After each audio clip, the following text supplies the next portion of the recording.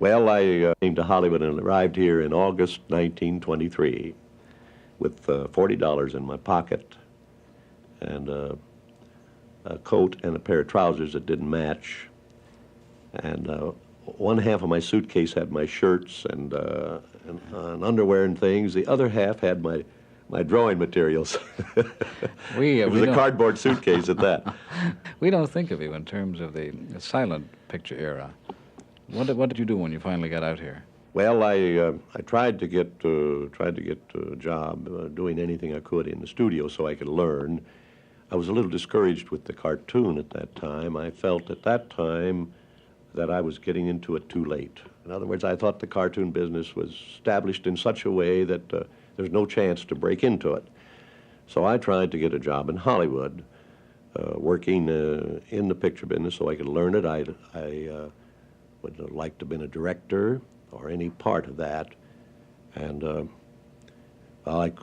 there was nothing open, so before I knew it, I had my drawing board out and I started back at the cartoon. And I was able to secure a contract for 12 of these short films. And I did all the drawing myself. I had no help at all. I was all alone, but I made the first 6 practically alone. Then at that time, I was able to get some of the boys that had been with me in Kansas City to come out. So from the 7th on, I had some help, and I got by the first year, and they were fairly successful, and that led to other things. And with some of the boys I'd worked with in Kansas City, augmenting the setup, I was able to eventually build an organization, and it reached a point that I had so many working with me, and there's so much time and attention demanded that I had to drop the drawing end of it myself. But I've never regretted it because drawing was always a means to an end with me. And so through these other boys who were good draftsmen and artists in many different phases of the business, very talented people, coordinating their talents is what has built this business. And if I hadn't dropped the drawing end of it myself, I don't think I'd have built this organization. When did you establish your own company? What year would that have been? 1923. My brother was here, and in effect, the government helped subsidize us, and I'll explain that to you. My brother was a veteran of the First World War, and he had been hospitalized and things, and so he was receiving a certain disability compensation. It amounted to about $85 a month, and we lived on that while we established the studio. And from that time on, my brother Roy and I have been together in this business. And until the year 1940, we didn't have a stockholder. When was Mickey Mouse born? Mickey Mouse came about in 1928. With sound, I presume. Huh? Well, no, the first Mickey Mouse was made silent, and while we were making the first Mickey Mouse, sound came.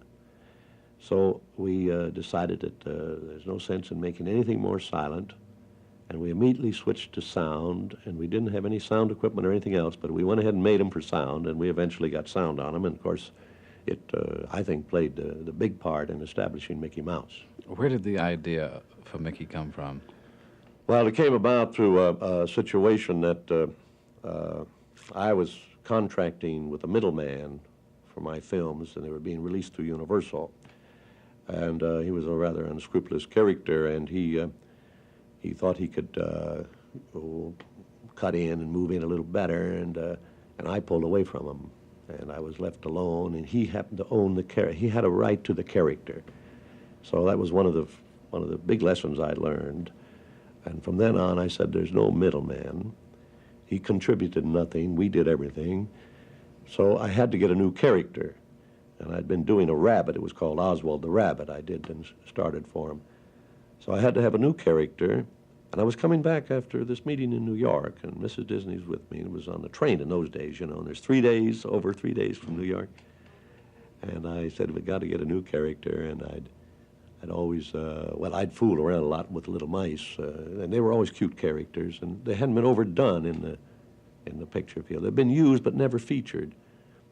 So I decided it would be with a mouse, because at that time I didn't have Mickey as more or less a normal scale human being. I had him as a scaled mouse with overscaled props. And yeah, that's how it came about. It's kind of like, and then the name came, what would you call him, and the euphony there of Mickey Mouse. And I had a Mortimer first, and my wife shook her head, and then I tried Mickey, and she nodded the other way, and that was it. Is it true that you did the voice for Mickey yourself in the early days? Oh, yeah, I still do it. I was going to ask if you could, and you still can. Well, it's just the falsetto, and we were fooling around and trying to get a voice for a mouse, and nobody knew what a mouse would sound like, so I said, well, it's kind of like this. And the guy said, well, why don't you do it? And I knew I'd always be on the payroll, so I did it. When was Donald Duck born? Well, Donald came about 4 or 5 years after Mickey Mouse, and I heard the voice on the radio. It was almost an amateur program, and this boy was imitating animals and things and birds, and he had this little gag that he ended his act with about the little duck. He had a girl duck, reciting "Mary Had a Little Lamb," and it was that odd voice, and I immediately got in touch with the radio station. They didn't even know who he was. He'd gone. I've traced him down and found he was working for a dairy, and he was doing little lectures in the schools on bird life, wearing the uniform of this dairy, advertising the milk. It was an indirect way of getting their advertising. And he'd move to his classrooms and tell them about the birds and how the meadowlark could sound and all of that.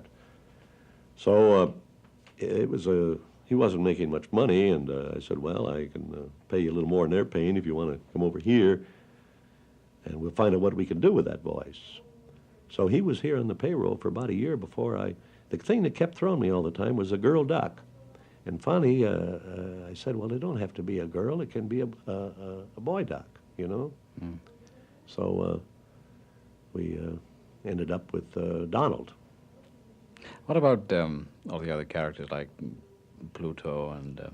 did you think of these yourself, or is it sort of a joint... Well, they evolved. Now, Pluto, we were doing a short with Mickey Mouse, I think it's called The Chain Gang, where that he escaped from prison, and they sent the hounds after him. And one of these hounds, we were fooling around with this hound that was on the trail of this runaway mouse.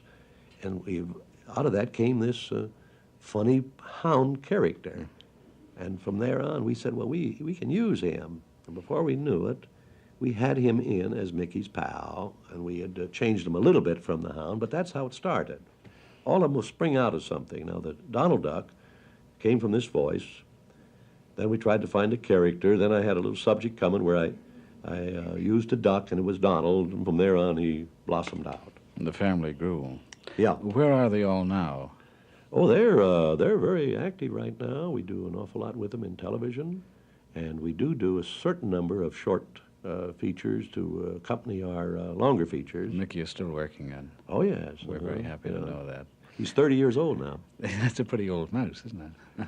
Well, I mean, he's I think through the years, he's got, he's a better constructed mouse than he ever was. I think it... he's improved with age. He's improved with age, yeah.